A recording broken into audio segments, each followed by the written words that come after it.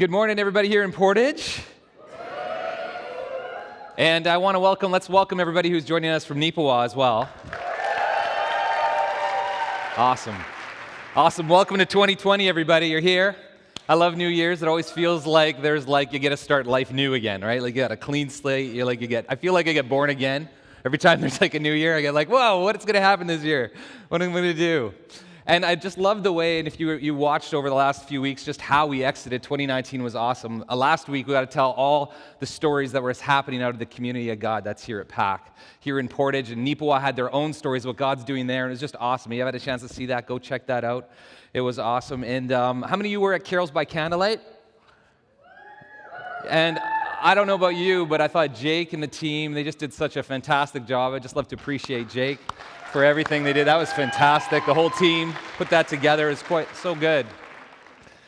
And if you've missed the last four parts of what we did just prior to what we did through Christmas was a series that Nathan led us through, and it was called Homecoming. And the whole message there is this wonderful truth about God's not just preparing a home for you to be with Him one day, someday, somewhere else, but He's chosen to come make His home inside of you. That message has just blessed me so much, and I just want to honor Nathan for putting that together, because that has blessed me personally, and I just love to thank him for that. So I'm gonna have to rewind a little bit, because it's been about 5 or 6 weeks since we've been going through this series in Mark, and it's called Uncluttered. So let me just tell us a little bit about what we've been doing. We've been slowly going through the book of Mark and taking it piece by piece. And what we're seeing is that Jesus is come onto the earth, and he's teaching new beliefs about who God actually is and who this new humanity actually is. And as he teaches that, and as he walks that out, we actually see everything that was out of order being restored to the way it's supposed to be. We see the beliefs about what he shares about God and who humanity is, and it starts to actually change the physical world around him. So it's very important what we believe about God and what we believe about ourselves.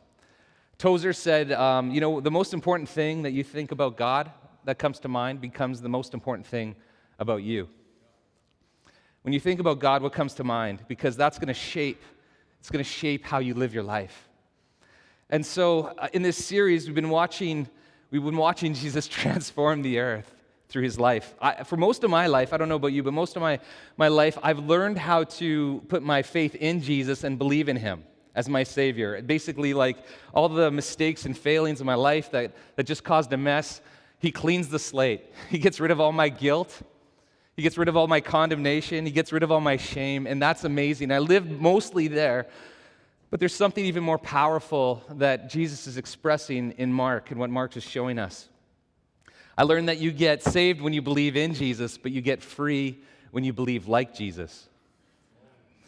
When you start to believe like him, you get transformed. And it's not just a level slate. It's you come into the plus side, and the new humanity starts to get expressed from inside of you, and you start to live from the inside out. So why don't we always believe that? What's happened to us? And the truth is, we were created in the image of God, and then the world came to try to fit you into a different mold that you were never created for, and put you into an old image, a different image that apart from who you really are. And it's tried to give you values all exterior of who you are. And so for women in our culture, it's like you need to dress up, you need to look a certain way, you need to look like that magazine, you need to appeal to men in such a way in order to get your value and your esteem and your honor and your worth. That's what the world has tried to form upon you. And for men, it's like you got to become successful and powerful, you got to get money, and that's how you get your power and your worth and your value on this earth. And you know what? I woke up one day and I found out it's all a lie. It was like a Matrix moment where it's just, that's actually not true. What's true is what God thinks about you. You aren't defined by what you think about yourself. You are defined by what the Father God, the Creator, thinks about his creation. That's true. It's just true. And we're waking up in this series, we're realizing what the new humanity looks like. So you're not defined by what you think you are, That only defines your experience in this world.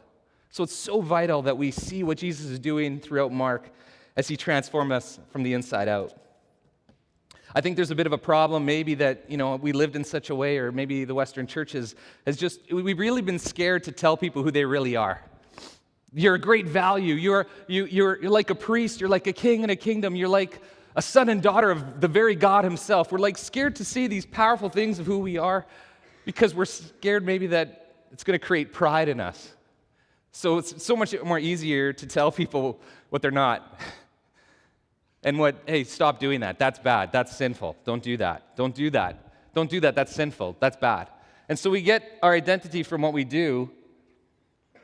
And what we find out is that what we do is actually bad. And it creates this whole false identity. So Jesus is going to tell us who we actually are. Because that's what our job is, the church, as the family, the community of God, is actually to remind each other who we are and what we're here to do. So we're going to jump into a text which has a lot of stuff in there that we're going to have to take some time to explain. So I'm just going to read it, and then we'll talk a little bit more about it. So I'm going to start in Mark 9:42. And Jesus says this: if anyone causes one of these little ones, we'll explain who those are. We'll go back to that.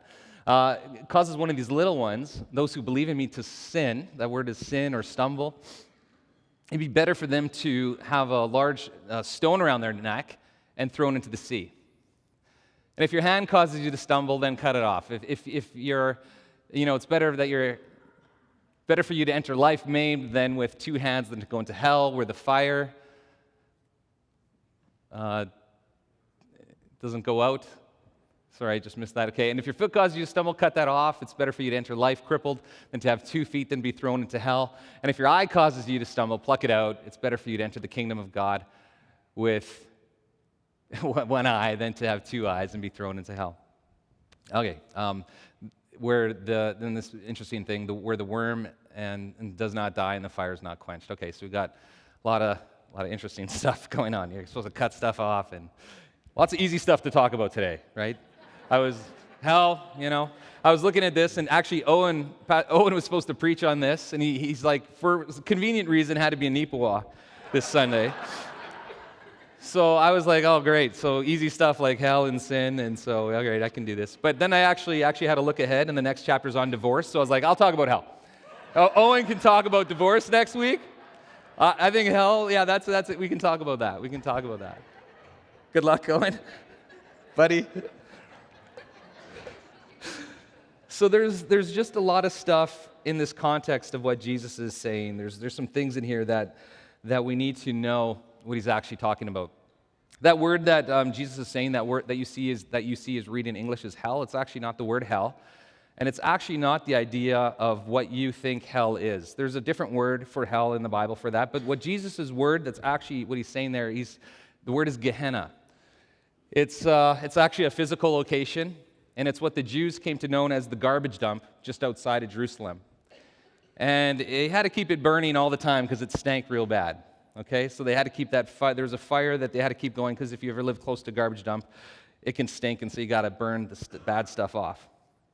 So he's actually referring to a physical location, and that's the word. The other part with that word is there's a whole historical context that's tied to Gehenna. Gehenna is a place where idol worship occurred. Israel, out of their disobedience to God, got oppressed, got under the rule of another people group, and they had to go and offer worship to idols, to an idol by the name of Molech. And they would have to go to this place, Gehenna, and they would have to offer their firstborns to this idol that had arms and eyes and legs, and it had a fire.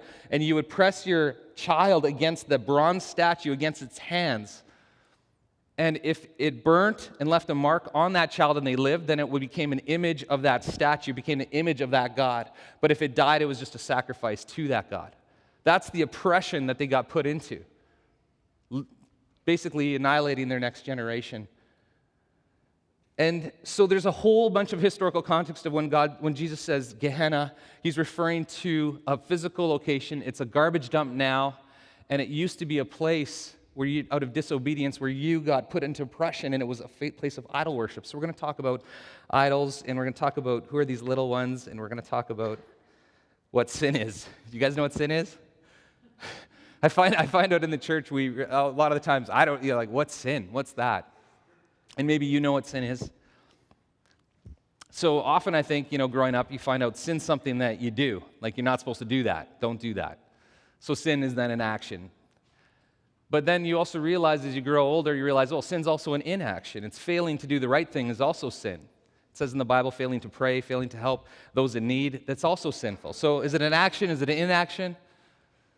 Or there's this weird thing called sin being, what do they say? That you've missed the mark. You're missing the mark. And I don't even know what that means. What's the mark? Somebody tell me what the mark is so I could hit it. For me, it's easy. I just always think of Mark Peters. Mark Peters to me is like, if I'm not being like Mark Peters, this generous and humble guy in our community who I'm friends with, then I know I'm missing the mark. So anyways, there's so many great people who've kind of walked this stuff out. So what is sin? What is missing the mark? What does this all mean? I think, so we get, so what are you supposed to do then as a Christian, and what are you not supposed to do? And for a lot of the time in the church, I think he said, hey, you're not supposed to sin, you're not supposed to do this. But do you ever notice that practicing not doing something never transforms you into something? So, if you're a coach on a basketball team and you look at this kid and you're like, you're going to be the best free throw shooter on their whole team, and you hand him the keys to the gym and you say, you can go for 2 hours because I believe that you're going to be the best free throw shooter. He goes to the gym, you come back after 2 hours, and he hasn't taken one free throw because he didn't want to miss. I've been practicing not doing anything. Well, he's never going to be who he actually is. And so we got to know who we are. We got to know what we're supposed to do on this earth. Jesus talks about it in the previous text that we talked about previously. So we're going to rewind a little bit. I'm going to just explain a little bit about what's going on previously, because I think the context is going to help us to figure out who we are and what sin actually is. Going back, one of the things the disciples were arguing about was who's the greatest. They had their arguments. I'm more great than you. And so they had that argument. And Jesus tries to basically humble them, and he says, look, if you want to be first, you have to be the very last, the servant of all. You can put that up there if you want, the scripture. So he's redefining greatness. But there's a problem with this if you think of it in terms of where the disciples might have understood it. The whole thing implodes on itself the second that, okay, so now serving means I'm great. So, Peter, I'm serving better than you, so now I'm actually at the top.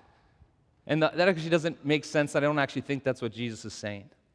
And when we look back to when Jesus talks about the first being last and the last being first, he actually tells a story. And he tells a story where the king puts his people to work. They said, we got a very important job, and he hires people, and people start off in the beginning of the day, and then some people get called into work right at the end of the day. And at the end of the day, everybody gets paid the same wage. So my question is then, who's first and who's last? Everybody's equal. Everybody gets of great value in the kingdom. Everybody gets paid the same because you're all important. There isn't a hierarchy of these are more important. And the disciples, he's trying to get them to see this, and he takes it further. So they're having this other discussion / argument. They're like, don't let the little children come to him. And Jesus says, let them come. Because when you welcome this little one, when you welcome them in my name, in my identity, you actually welcome me. And not only do you welcome me, if you welcome me, you actually welcome the one who sent me. So Jesus is saying, when you do it to a little child, you actually do it to me. He's not using a simile, like it's kind of like you do it to me. In both places where he talks about this, he's saying you're actually doing it to me. It's like when you serve people and you serve these little children, or you serve people who you think are small or inferior. They don't believe exactly what you believe. They're not as mature as you. But when you serve them and you see the image of God on them, you are actually serving God himself. The image of God being on all humanity, there's high honor. It's not this hierarchy system. It's a level playing field. And he takes it further. They're arguing about, look, these guys over here, they're trying to cast out demons in your name, Jesus. But John's like, I told them to stop because they're not one of us. And Jesus is like, what are you doing? What are you doing? Don't you see the image of God on them? If they're not against us, guys, they're for us. We're actually not trying to separate ourselves further. We're trying to build a bigger table and honor the image of God in humanity. This is who you are. The image of God is on every person. You've been made in a powerful image with purpose and identity. So in the context of what sin is, sin in what Jesus is teaching in these texts is that it's you failing to recognize the image of God in you or in the image of God of other people. That somehow that they don't bear the image. If a little child or let's say somebody who isn't believing like you're believing, you're going to go bring correction to them, but they bear the image of God, how are you going to do that?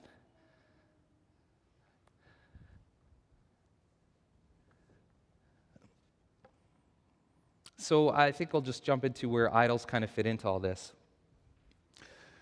Sin is not an action, it's actually an identity, it's actually not who you are. You were made in the image of God. In this place where the people of God are being forced to bring their firstborns and offer sacrifices to idols, this Gehenna, they're seeing this idol that's formed out of bronze, and he has eyes, and he's got ears, and he's got a mouth. And you see when Jesus, he touches people, when he heals people, he puts his fingers in their ears, he touches their eyes, he puts his fingers. Nathan talked about this a few weeks ago. And he's showing them who the image of God actually is. And he's healing, he's restoring, he's bringing it back to order. He's doing it through physical touch. But these idols had things on them, eyes, ears, legs, arms, wings, stuff. Why do you put eyes in an idol? Why do you give it a mouth? Why do you give it arms? Why do you give it feet? Probably obvious. But the reason people will create idols is so that the idol could animate. But why do you want that to animate? Why do you start to give the idol special wings and special feet? Because you are trying to animate that object instead of yourself. You're trying to give them special feet that can do things that you don't think you can do. Special arms to do things that you don't think you can do. Special eyes to see things that you don't think you can see. And so you start to attribute the image of God that's supposed to be on you onto something else. And don't we do that to God sometimes? We make ourselves idol.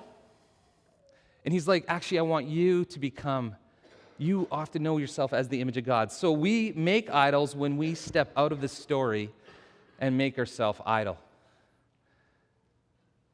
There's something he wants to bring out of you. He wants you to see you the way you really are.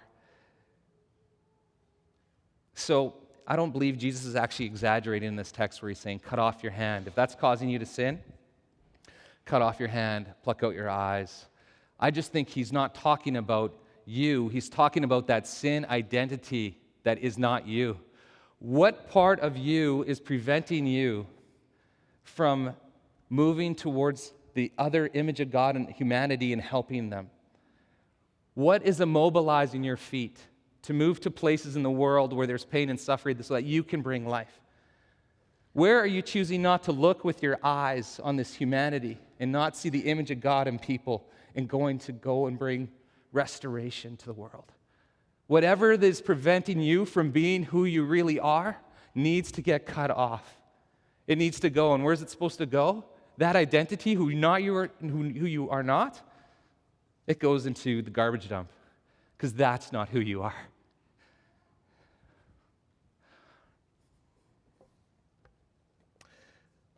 So at the end of your life, imagine this. Imagine if God's in all the images on all people. Imagine you experiencing yourself. Imagine if you became, this is just, something to maybe think about. Imagine if you became every person that you've ever met. And you experienced yourself the way they experienced you. Every word that was said, every action or inaction, I choose not to help this person. I'm just going to walk past. I'm not going to look at the issues of my city. I'm not going to get involved. And you start to see the people that you've looked away from or didn't move your feet towards or your hands or relationship into. How would that be heaven to you, or would that feel like hell? But then you give person an encouraging word. You move to a place where there's a need and you do it. And you watch the whole chain of events of this person's life because you decided to represent the image of God to humanity. And you get to watch their whole life. Imagine that. And imagine heaven, that feeling of heaven being in you.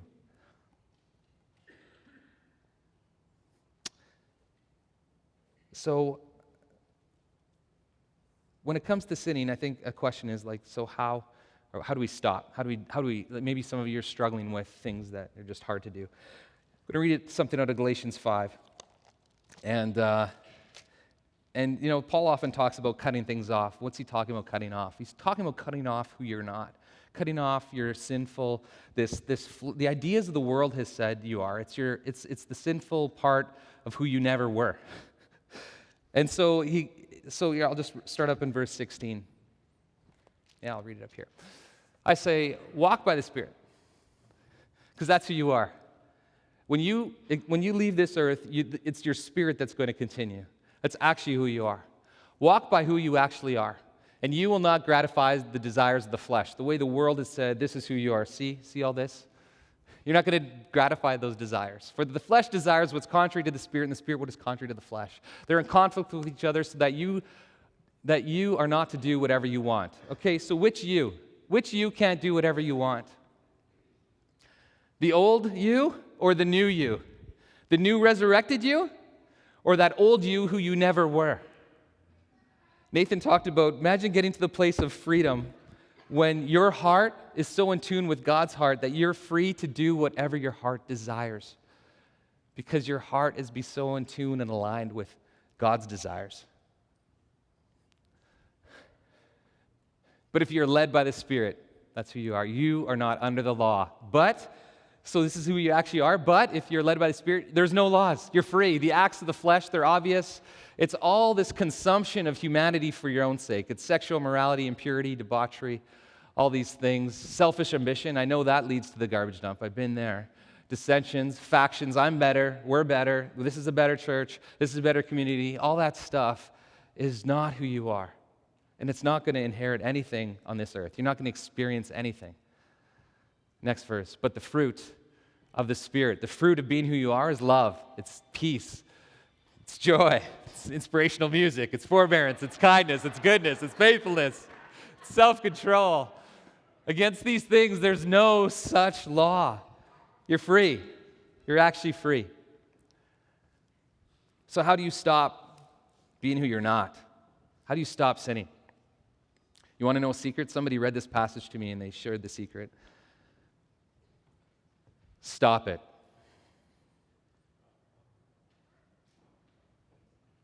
Stop sinning. It's not who you are. You actually have the fruit of self-control in you. His name is Jesus Christ, and you can actually stop. I know there's a lot of people who said you can't stop, but you can actually stop. But let's help you out some more, because it's more important to see yourself who you actually are. So you get transformed by what you believe. So let's imagine for a minute that in your house, and I don't know about you, but in my house, I've got this room. We've got this room where basically it's not, we've renovated our house, we got a great house, and then we got this room where it's like, there's all the files and the stuff, and it all gets kind of shoved into that room. We got that room. I don't know if you got that room going on, but we got that room. Sometimes people call on the fly, and they're like, hey, we're in an area, we want to swing by. We're like, okay, sure. And we grab our stuff, like, oh, my dirty laundry, oh my gosh, where's it going to go? Oh, yeah, it goes in the room. Right, you do that last second, close the door. Hey, everybody. Like, wow, your house is so amazing. I know, right? Yeah, it's so good. So good. There's nothing in there, no. But some of you are amazing. Some of you had that room in your house, but you decided to renovate it. You decided to clean it up. You decided to give a new paint job. You went out and you got some really nice furniture. You put it in there. You made it all nice, and suddenly it's become the best room in the house. You love spending time there. And then people are zinging by your house on the fly, and they're like, hey, we want to swing by. Can we come? And you're like, yeah, sure, no problem. Just grab the dirty clothes, and you're about to throw it into the room, and you're like, wait a sec. I can't put it there. It's beautiful. It's my favorite. Well, I got news for you. You're that room. That's who you are. And when you start seeing yourself as the beautiful room, God's creation, His image is on you, that you're holy, that you're a priest, that you've come on this kingdom on this earth to represent who God is. You have high value and creative dignity and purpose. There's a divinity inside of you that needs to be released on this earth. You're not going to want to put anything into that room because you love it so much. That's who you really are. You're a new creation. You're good. You've been remade in a new image, and it's good. So, if you're struggling through stuff, addictions, we have people in this room who've walked through that and they come out the other side. Your family life isn't what it's supposed to be. We have people in this room who walked through that, came out the other side. Your marriage is not where it's supposed to be. We've had people who've been there, done that, and they came out the other. There's victorious ones in this room. I know that. If you see people that you want to be like, partner with victorious ones. They've walked with Jesus. Jesus has taken them out the other side, and they want to walk with you. This is a community where you get to partner with people. It's not a solo mission. You get to partner with the community of God and actually walk out victory in your life. Things that you thought you couldn't do. The world told you can't do that. Everybody else can do that. The world has to change, not you. But God says, no, we can do this together. So it's an invitation. It's 2020. Who are you, and what are you going to practice this year? It all starts about seeing who you really are and then imitating who Christ Jesus is. So I think a question for you as well is maybe, and for all of us, is what needs to get cut off? What's preventing you from being who you really are? We've got 4 prayers in our church. One of our prayers is that the community of our city, Portage, the demographic is 1/3 First Nations. And our prayer is that our church family would look like our city, that there would be First Nations people, that we would be 1/3 First Nations here. And that's a prayer because we just believe that the image of God is on all people. And we've got things to learn from all people. And there's things that other people can tell us about God. And we can share about what we see in God. We can partner together, and the family and community of God can grow. And we believe this church can look like 1/3 First Nations. It's already happening in Nipawa. The demographic in Nipawa is 1/3 Filipino, and that church is 1/3 Filipino because the church is partnering with the community and seeing the honor in the Filipino people. And that church is vibrant. Nathan was there just a week ago, and the stories are amazing about what God's doing there. The school is 1/3 First Nations. God's already doing this, and He's going to do it here because the image of God is on all humanity. Another prayer we have here is for one-touch healings, that we would, when we walk like Jesus, that people are going to experience Jesus. So a challenge for you today is just a simple thing. You can turn to the person beside you on the left and on the right and say, hey, do you need prayer for healing for anything today? And you can just say, Chris told me to say that, so.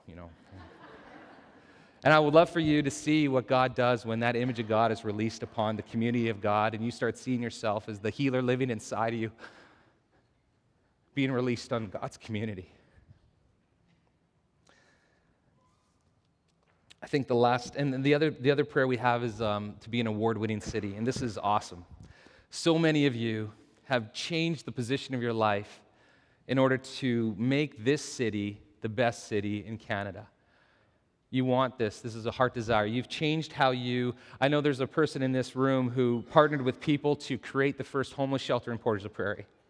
Rest a bit. That's awesome. There's the image of God on homeless people. They need a place to be sheltered, to sleep, because we value people. I know there's somebody in this room who changed the whole way they do business so that not only they would profit, but he could help his clients profit. And so what he decided to do is he decided to go to the northern communities and start to be somebody who could distribute goods to them. Because what he saw was that a lot of the retailers would charge double, triple, or even 10 times as much just because nobody would go up north to give them what they needed. So they just charged them horrendous amounts. Starts a company, and he's choosing to go to these northern communities and charge them a fair price and not rip them off. So they can take that money so they can take that money and bless the community and give it back. And this is who you are. All these stories are emerging. It's 2019 and it's coming to 2020. What story is God writing out of you? What's going to happen outside of you? And I think we all want to know what's inside of us. If you're like me, I want to know, okay, where is Jesus showing up in my life today? And so we'll just end with these last verses, and it says this: everyone will be salted with fire. Salt is good, but if it loses its saltiness, how can you make it salty again? Have salt among you yourselves and be at peace with each other. So life's going to come and test you, and it's going to come and test who you are. Fire is going to come. You're just going to come into problems. It just happens. It's okay. But the good news is that there's somebody who lives inside you. He's an overcomer. He's looking at you and saying, "You can overcome because I'm with you." So here's kind of the analogy in this. And you guys have probably done this before, but with like these packets of like mineral salts, you throw it into the fire, and it turns blue, or it turns yellow, or it turns green. This was an ancient practice to see what the mineral salts were actually made of. They throw them into the fire. Oh, okay, that's this type of salt. Oh, that's this type of, because it's hard to tell. When life comes and you go through the fire, what kind of salt's going to emerge out of you? Is it going to be salt that looks like Jesus? Sometimes when life comes to squeeze Chris, you know what's supposed to come out of me is Christ, but I tell people sometimes only Chris comes out.